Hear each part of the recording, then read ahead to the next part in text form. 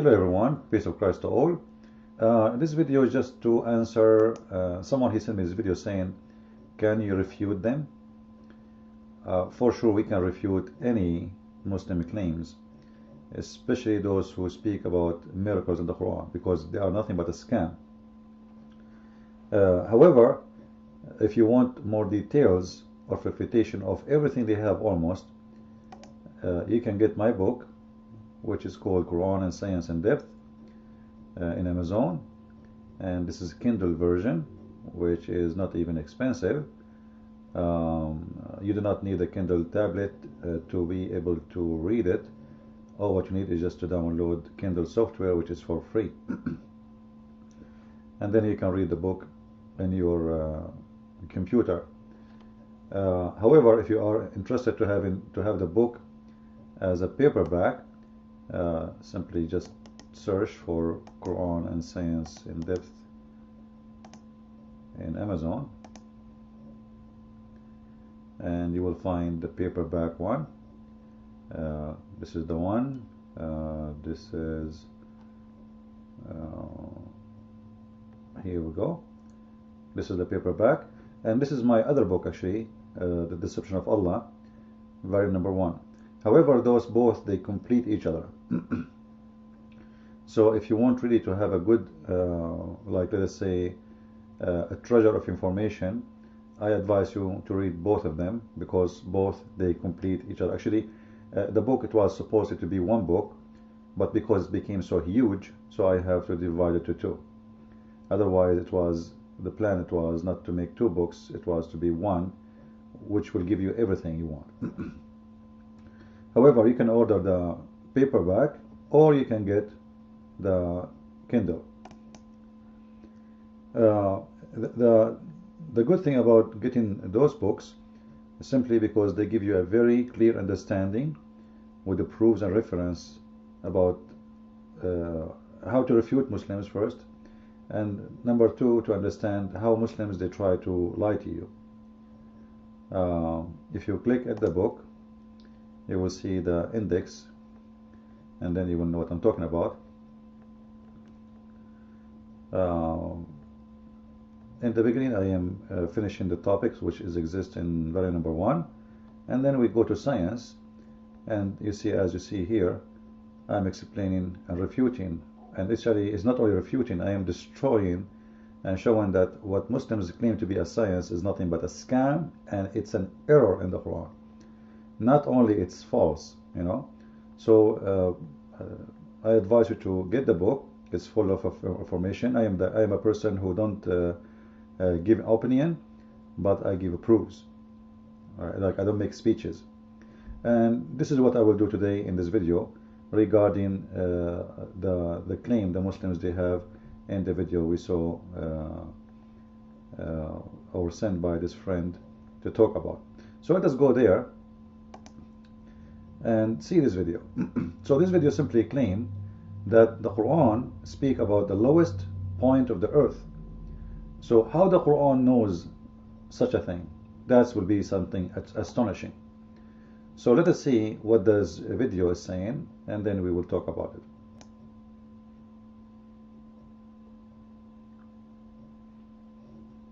Allah is talking about the Romans. They were fighting with the Persians, and Romans lost, and the Persians won by the Dead Sea coast, like what is modern day Israel, Philistine, that area, right?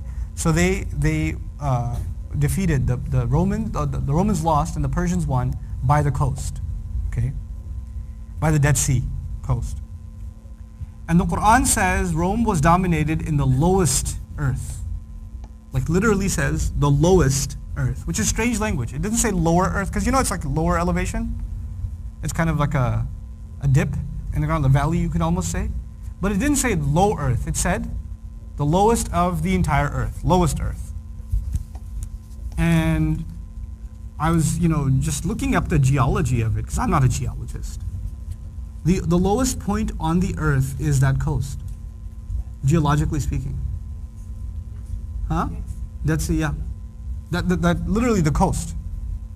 Underwater, the lowest point on the earth is somewhere in the Gulf of Mexico. Above water, the lowest point on the earth is exactly the coast where the Romans lost, like geologically. And the Quran says Rome was defeated in the lowest earth. I'm just starting to think there's something going on with this book. There's things being said that people didn't even ask about when it was first coming down. They didn't even ask about. I wonder what that means.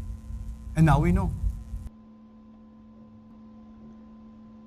Now, if we analyze what this person says, we will find in his claim nothing but a lie, and it's very easy to prove it. You do not even need an effort to prove the lie. Starting from the meaning of the word adna. If you listen to him, he translates the word adna as the lowest. Listen carefully. By the Dead Sea coast, like what is modern day Israel, Philistine, that area, right? So they defeated the Romans. The Romans lost and the Persians won by the coast, okay? By the Dead Sea coast. This is the first lie. The war between the Roman and the Persian was not by the Dead Sea. You can go right now, you can search for Hercules. He was the leader of the Roman at that time. And the Persian wars, which happened between 600 and 629. And you will see that none of them was really in the Dead Sea. So this is the first lie he came with. And the Quran speak about the defeat of the Roman. That was when they lost Jerusalem. When they lost Jerusalem. And this have nothing to do with the Dead Sea, and not even close. And the Jerusalem is a very high point and level in the ground, and the whole claim is a hocus. However, I'm going to show you in a very easy method without going to study which attack was, when was the attack. Like we can go here and you will see all the attacks happen, and you will see that the Persian, they conquer in 614 Jerusalem, and this is the biggest conquer, all right, and took Hercules many years after that, so he can take it back. That is the biggest conquer, and there's no Dead Sea, which is nothing but a lie this guy he came with. I advise you to go and read all this era, and it's full of information. For sure you can learn from it, and there's many international academic libraries. They have the source of it. You do not need to go by this website, and you will see that everything he said is nothing but a lie. However, I'm not going to go in details as what he mentioned, because I mentioned that in my book, Qur'an And Science. I have the details about it, like in deep details. Here, just to make the video short, let us expose the lie in a very easy way. If we go to the Quran, this is the verse he mentioned. Chapter 30, verse number 3. As we saw in the video, he said that the word adna, this is the word adna, you see it with me on the screen. He translated the word adna as the lowest. Let us hear it again. And the Quran says Rome was dominated in the lowest earth. Did you hear it? The Quran says that the Roman, they were defeated in the lowest earth. And as you see, this is his translation, not mine. Now, where he get this from? Only Allah knows, brother. Or only maybe Zakir Naik know. If we go to the Quran and you click at the Muslim translation, not my translation, alright, you will see that the word lowest does not exist. The word adna means the nearest land, not the lowest. Not the lowest. The word adna means someone is closer or near. Alright? Like the more he is near to something, we call him adna. It can be a person, it can be a territory, it can be anything. Alright? Now, to prove my point, not only from here, because if this was the meaning here, it was the lowest, how come not even one Islamic translation translate the word lowest, but they say either closer or nearest or something like this?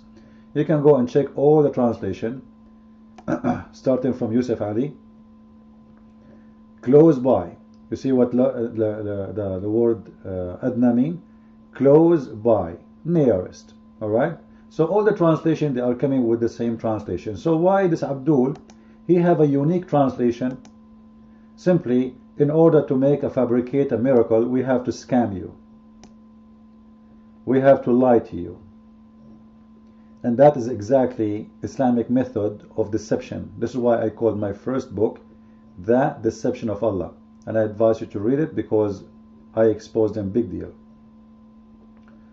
So, it's obvious, I do not need really to give it an effort, that this is nothing but a scam. Don't ever trust a Muslim. If we go, like, just to show you, I'm not making things up too, like not only the Muslim translation agree with me. If we go and search the Quran interpretation, because from the interpretation we can find even better meaning or explanation.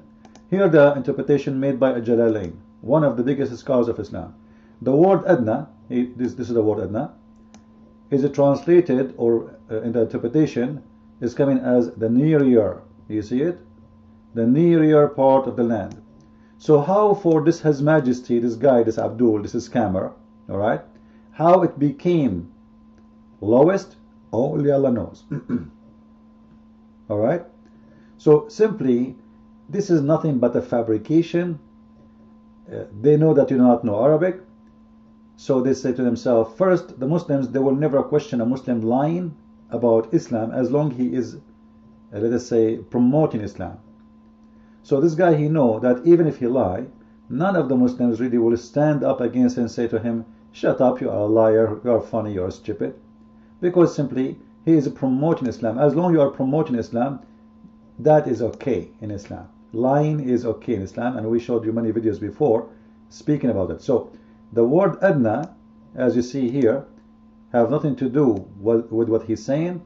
It is just a word mean the nearest piece of land which is close to us. Alright? Now somebody will say to us, why he call it the near land if it's far? Actually, it's not far, as you think. Right now, even Saudi Arabia, one of the battles happened between the Persian and the Roman. It was in Tabuk, and Tabuk already is part of Saudi Arabia today. So this was not really a far away place. However, this is how the Quran called it, and as you see, this is how the translation coming from, or coming as. Now, if we change even Jalalain, just to show you, it's not only this and that, and those are scholars. We will go to Ibn Abbas, the cousin of the Prophet. All right, let us see what Ibn Abbas says. You see, it's the same.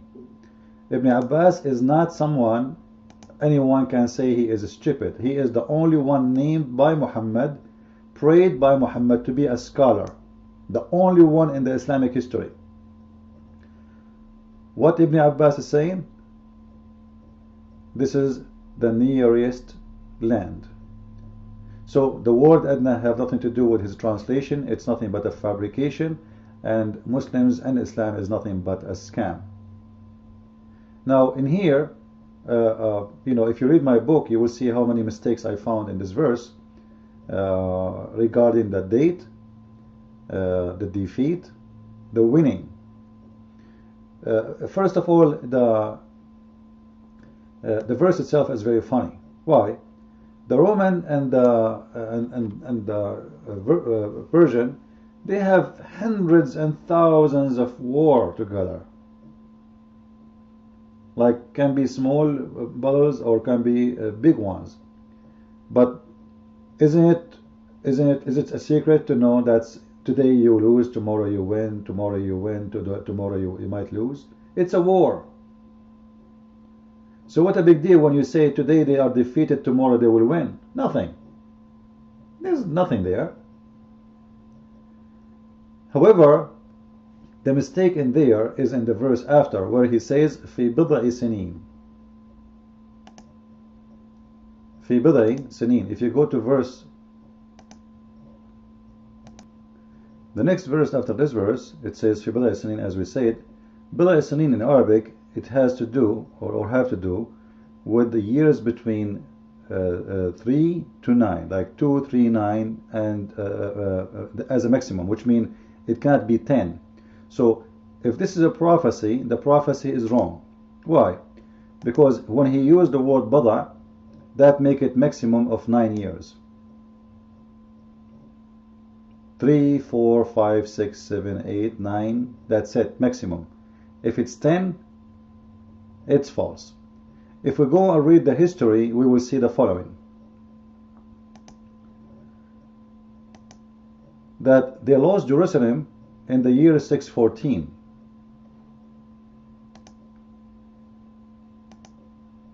Alright? 614. And this was a defeat.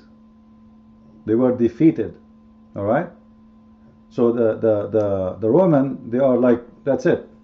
They give up. They lost all their army, and they backed down, and it took them many years to prepare themselves to attack again. And then when they attack again, it was many years after. Alright? You will see with me here that in the year, if we go with me here, you will see that the Roman, they were not able to get Jerusalem at least until 626. And actually many sources says that he was able to return the Holy Cross to Jerusalem a few years after.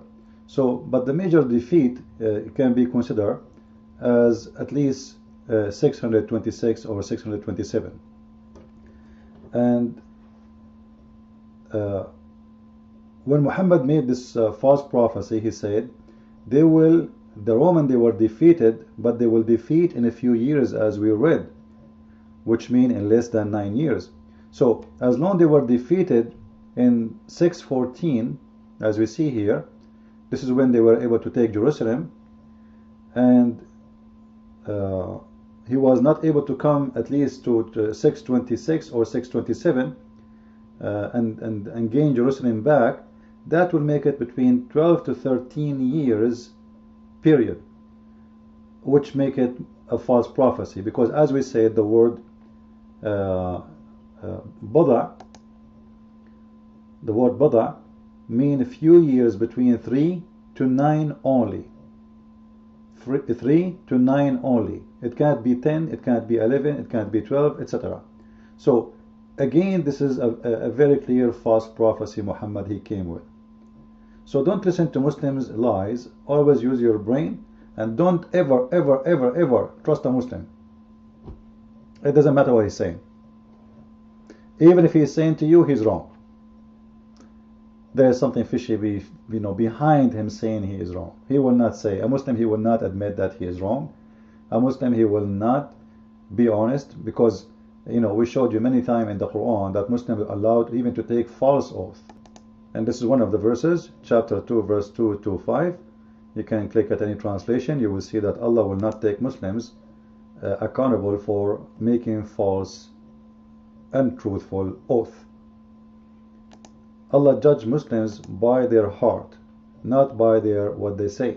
So a Muslim, he can lie to you, he can even take an oath, as long your intention in your heart is not what you are saying. So the intention for a Muslim when he take an oath or false oath for you is to defend Islam. Therefore, Allah will not take him accountable for what he said. Alright? He can take an oath which is not truthful, simply because he is defending Islam. Because in his heart, his intention is not really to lie as much it is to protect Islam. So don't ever trust a Muslim even if he take an oath, because every oath Muslims they take, when a Muslim he take an oath, it's mean he is lying to you. It's a solution to convince you of their lies. I hope you did enjoy this video. Spread it, share it, and feel free to post it everywhere. And don't forget again to read my books, Qur'an and Science in Depth, and you can get from Amazon, or you can get The Deception of Allah, which I advise you to read both of them. Thank you very much. Christ is Lord, Islam is false. Amen to that.